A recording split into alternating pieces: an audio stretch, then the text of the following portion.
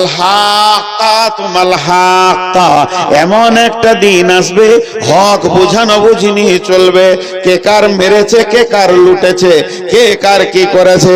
শুধু তাই নয়, আল্লাহ বলেছেন কিয়ামত মানে দাঁড়ানোর দিন হবে, বসতে দেওয়া হবে না, সেদিন দাঁড় করিয়ে রেখে দেওয়া হবে।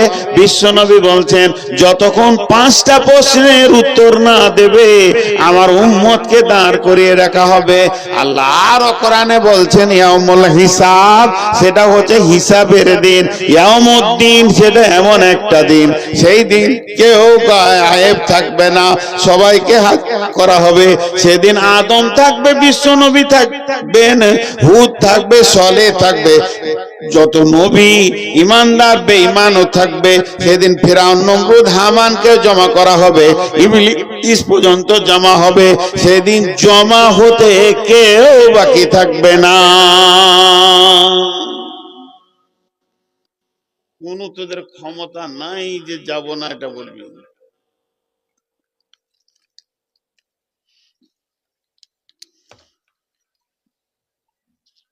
জি, এরা বিচারা টাকা গোনা শেষ হয়ে গেছে, বসে আছে, কিছু টাকা দেন না গো, এখানে গুনুক। হাত সুসুর করছে, খুশি কত। 12টা বেজেছে, বাজেনি, বসে 12:30 পর্যন্ত বলি, মহব্বত করে একটু বকাবকি করলাম, রাগ লাগে গেছে। আপনি পদ্মারি করছেন নাকি? তো দেখেন জিনিসটা, আমি খালি বলছি কিয়ামত। মানুষের ব্রেনে যদি আমাকে একটা জিনিস ঢুকে যায় যে আমাকে ওখানে যেতে হবে, হিসাব দিতে হবে। আল্লাহ 4-5টা আয়াতে কত কড়া কথা বলেছেন। মিন আইয়ি শাইইন খালাকাহু মিন নুতফাতিন খালাকাহু ফাকাদ্দারা সুম্মা সাবিলা ইয়াসসারা সুম্মা আমাতাহু ফাআকবারা। তোকে আমি কি থেকে বানিয়েছি তুই জান। শোনো মুমিন মুসলমান, করি আমি নিবেদন, এ দুনিয়া ফানা হবে জেনেও জানো না। ইসরাফিল ফেরেশতা যাবে, সিঙ্গার ফুঁকিবে ভবে, তামাম জমিন উড়ে যাবে, আর তো কিছু রবে না। শোনো মুমিন মুসলমান, করি আমি নিবেদন, এ দুনিয়া ফানা হবে জেনেও জানো না। শ্রদ্ধেয় সুযোগ্য অত্র এলাকার কৃতি সন্তান, আপামা জনসাধারণের নির্বাচিত আজকে সদরে সভা, উপস্থিত আমার সামনে দিনদার ইমামদার মমিন ভাই সকল, পর্দা থেকে শুননেওয়ালি মোমেনা মা ও বোনেরা, প্রশংসা গুণগান সেই মহান মুনিবের যার আমরা গোলাম। সেই মহান মুনিব সার্বভৌমত্ব একচ্ছত্র মালিকানা রাখে, তার কোনো অংশীদার নাই। সুবহানাহু ওয়া তাআলা আম্মা ইউশরিকুন। তিনি সমস্ত জিনিসের উপরে ক্ষমতাবান, আলা কুল্লি শাইইন কাদির। তিনি গায়েবের খবর জানেন, আলিমুল গায়েব।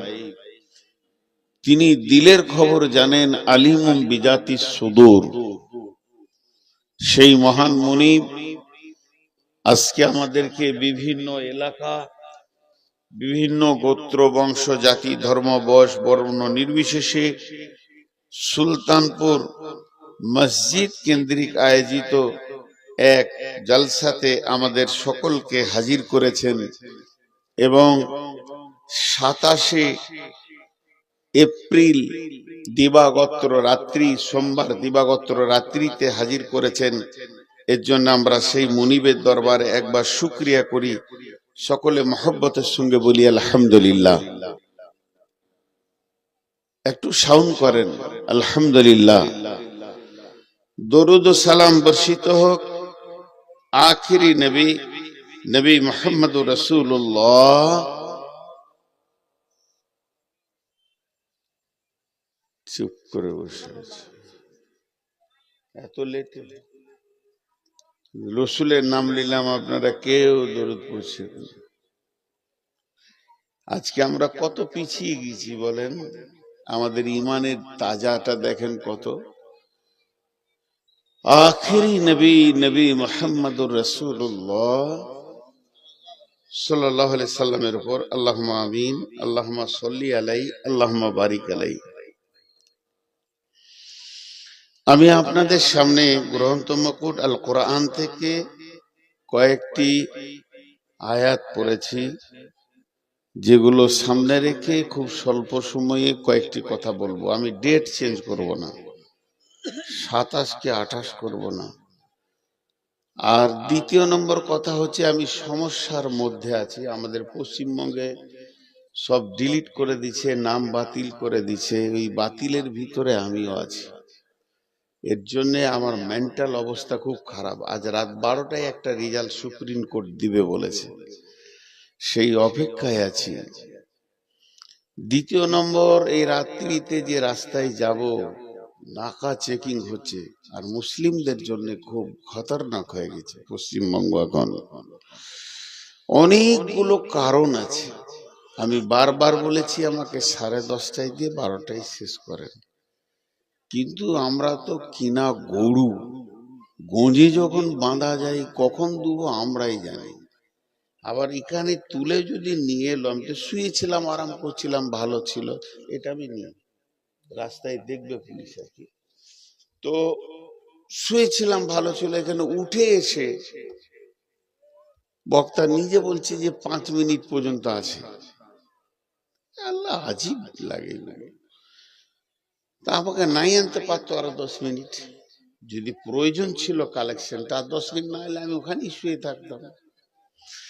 যাই হোক, এগুলো কথা নয়। সুলতানপুর আমার কাছে নতুন নয়, পুরাতন পরিচিত এলাকা। সুগার 390, ইউটিউবে লোক শুনে শুনে ক্লান্ত হয়ে গেল।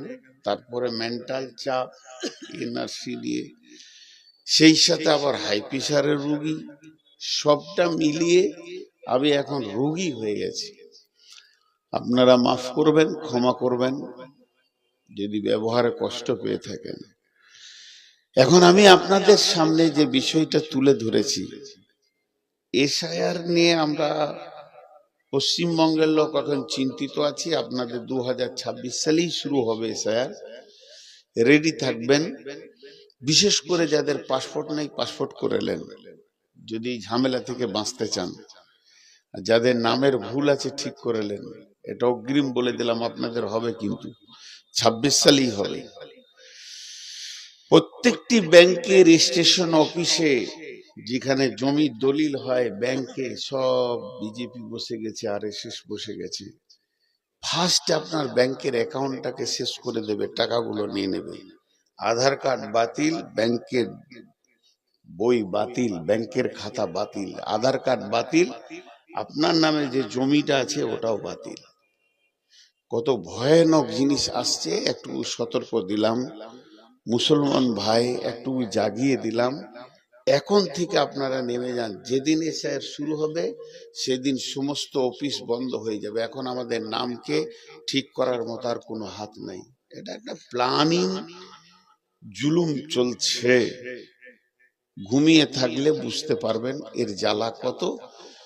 যদি চোখে দেখতে চান এর জ্বালা, 2 পয়সা খরচা করে আসাম চলে যান। ডিটেনশন ক্যাম্প কাকে বলে?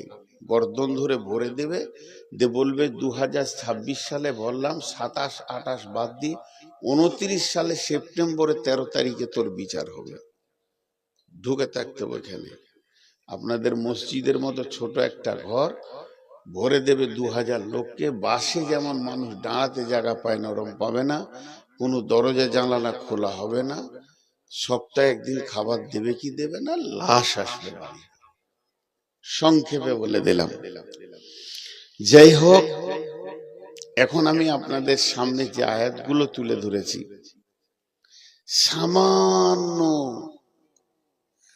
একটা অক্ষর নামে গোলমালের জন্য বলছি তুই এই দেশের নাগরিক নস।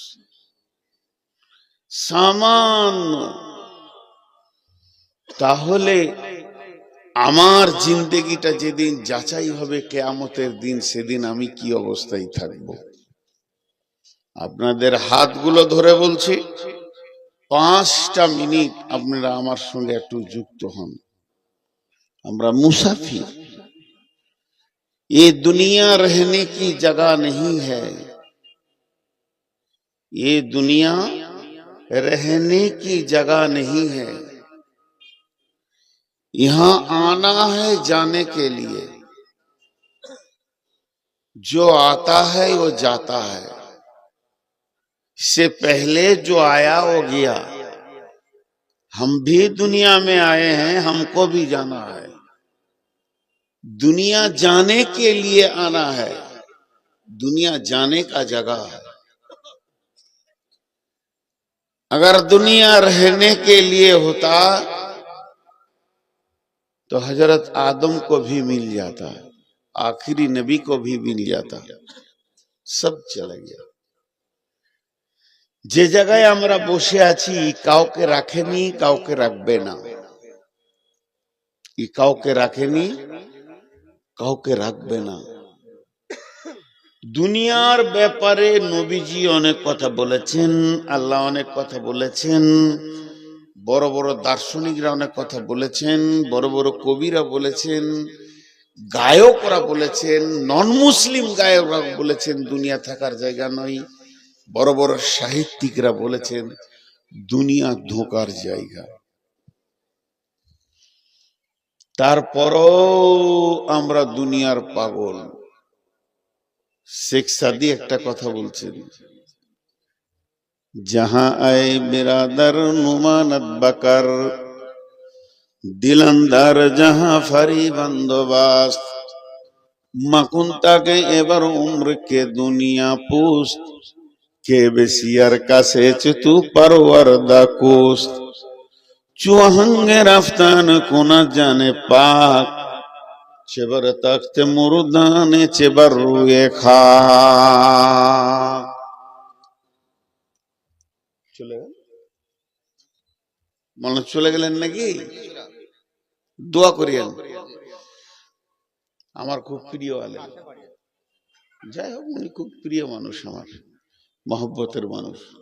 ইলম আছে এবং ধৈর্য আছে, ইনকিসারি আছে, অহংকার নেই, সামনে বলতে হয় না। শেখ সাদিক কি বললেন দুনিয়ার ব্যাপারে? जहां आए बिरादर नुमानत बकर, दिलंदर जहां फरी बंदोबस्त, मकुंता के एबर उम्र के दुनिया पोस्त, के बेसियर कासे चितु परवरदा कोस्त, चुहंगे रफ्तान कुना जाने पाक, चेबर तख्त मुर्दाने चेबर रुए खा। এটা শেখ সাদির কথা বললাম। শেখ সাদি বলছে, হে দুনিয়ার ভাইরা, এই দুনিয়ার প্রেমে তুমি পড়ে যেও না। দুনিয়া বড় ধোঁকাবাজ, বরং প্রেম ওর সাথে করো যে দুনিয়ার মালিক। এই দুনিয়া কেমন ধোঁকাবাজ, তোর মতো কত মানুষকে প্রেম দিয়ে পাগল করে রেখেছিল, আর কতজনকে ছেড়ে দিয়েছে কবরে। আর কেমন ধোঁকাবাজ, এই আসমানের নিচে আর জমিনের উপরটা যতক্ষণ তোর দেহে আত্মা আছে ততক্ষণ তোর দাম আছে। আত্মা চলে গেলে এই দেহটা মাটিতে রাখো, চাই সোনার তক্তায় রাখো, আর কোনো কাজ হবে না। শেখ সাদির কথা। যখন তোমার জানটা বেরিয়ে চলে যাবে কোনো কাজে লাগবে না। অতএব আমি আজকে আপনাদের সামনে যে আয়াত পড়েছি, অতি সত্তর একটা দিন আসছে, তত্তর করে আগে আসে, যে দিনটার নাম হলো কিয়ামত, যার নাম হলো মাহশার, সাহাবা রাদিয়াল্লাহু আজমাইনেরা কিয়ামতের ভয়ে তাদের চেহারা বিবর্ণ হয়ে যেত। তারা একে অপরে কিয়ামতকে নিয়ে এত বেশি চিন্তা করত, মনে হতো যেন এখনই কিয়ামত চলে আসবে। তারই নাম হচ্ছে সেই মাহশার, কিয়ামতের নাম কিয়ামত।